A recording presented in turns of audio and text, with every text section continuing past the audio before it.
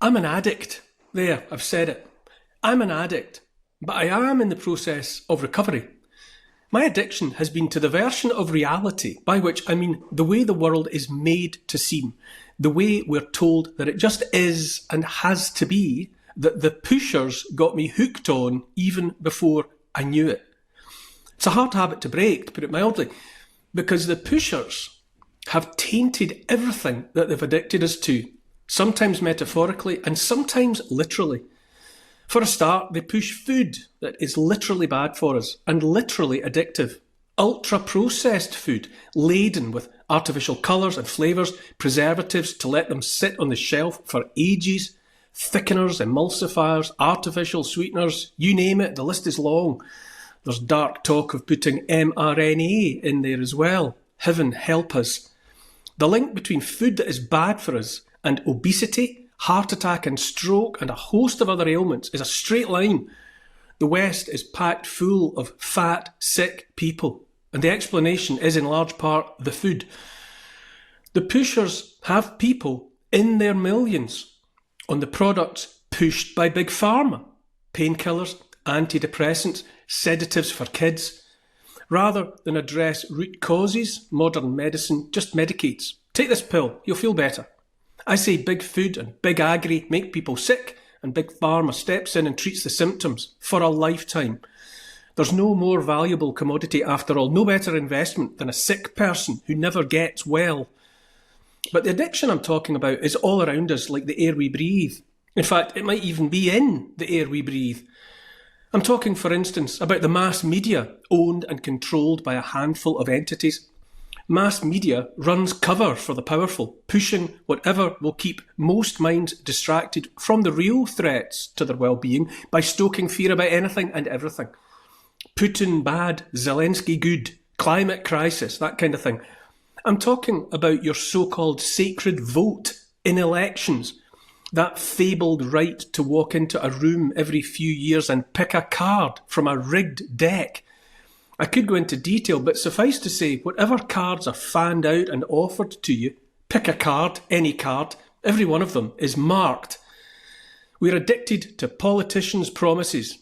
Round and round it goes. A government gets into power on false promises, breaks its word, and what is pushed at us next?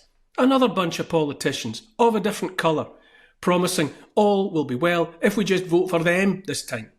We understand your anger, they say. We want the same things as you, they say. And if you vote for us, you can have them. Also true to say is, if voting changed anything, they'd make it illegal. Another line that's true is, why trust one drug and not another? We're living... So if you want to... Whatever you choose, it's designed to alter your mood in a way that suits the powers that ought not to be.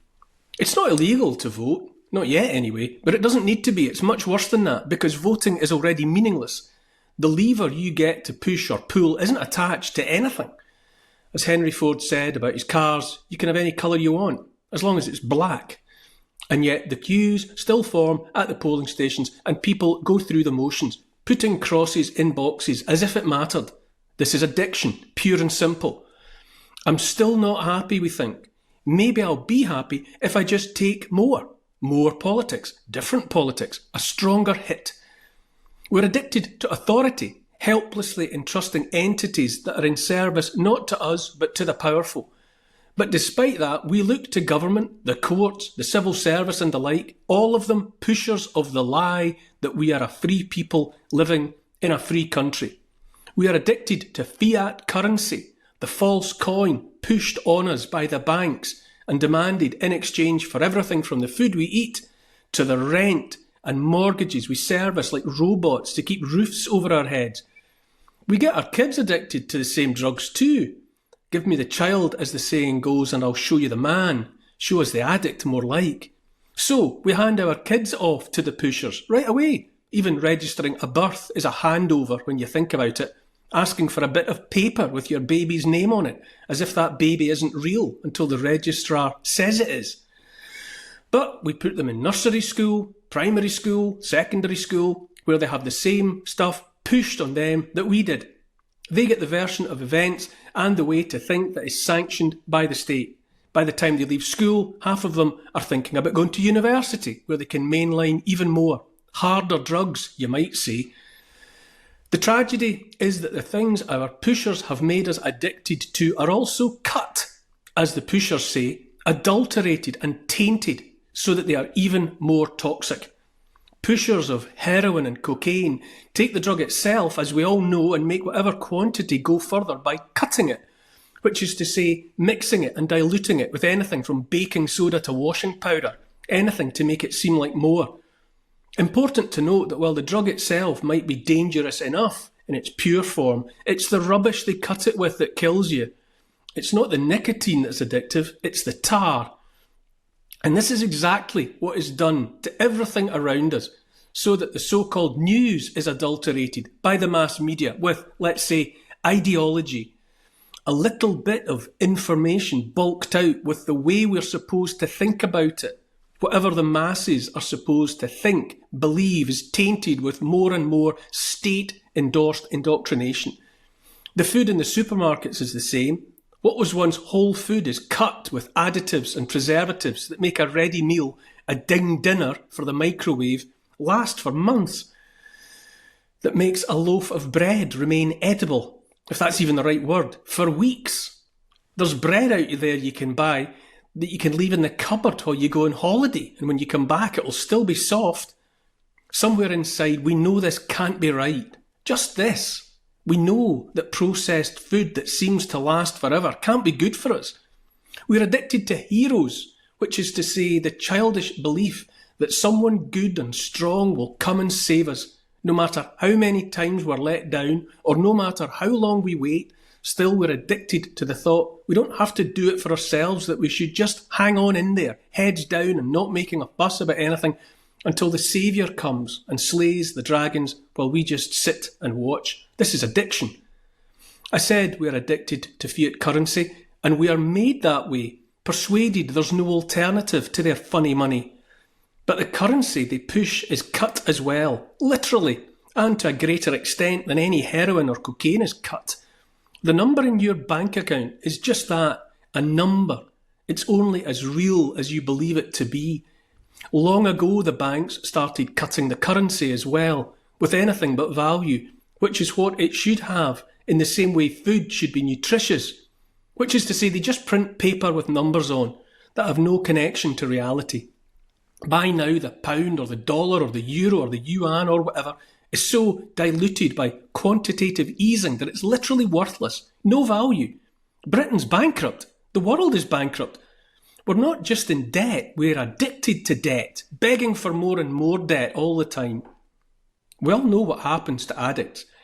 Either they end up with nothing on the street, caring about nothing but the next hit of whatever they're addicted to and ready to do anything for it, or else they get picked up by the authorities and put on a substitute for their drug of choice. Methadone for heroin addicts, that kind of thing. That's just swapping one addiction for another. Addicts on methadone are still helplessly dependent on something the authorities are prepared to give them in measured doses while they watch them take it and hand back the little cup.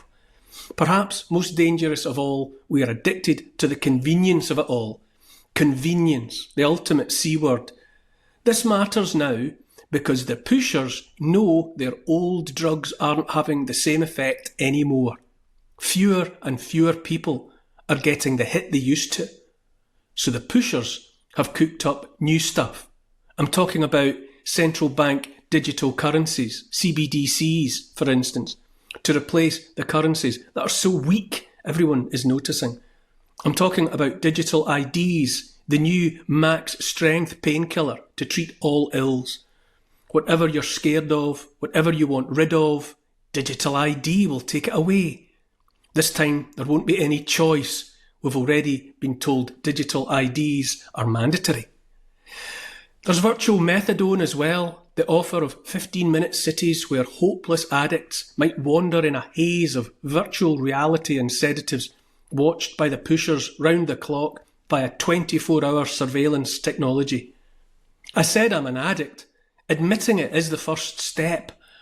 Once an addict, always an addict, and I know I'm still in the process of getting clean. I stay away from the mainstream news as much as I can, but I still take a cheeky hit now and again. Can't help it. I'm still trapped by fiat currency because I haven't worked up the nerve to find an alternative that will let me pay my bills. And just as hard is trying to keep away from all the rubbish in the food supply, when the rubbish is in everything under the sun. I'm coming to the conclusion that there's a day coming, and soon, when I'm going to have to stop weaning myself off bit by bit and just go cold turkey. It'll hurt for sure, but in the end, it might be the only way to kick the habit once and for all. Are you with me? Thanks for watching GB News Originals. If you've enjoyed this content, please click and subscribe. And if you haven't done so already, go to the App Store and select the GB News app.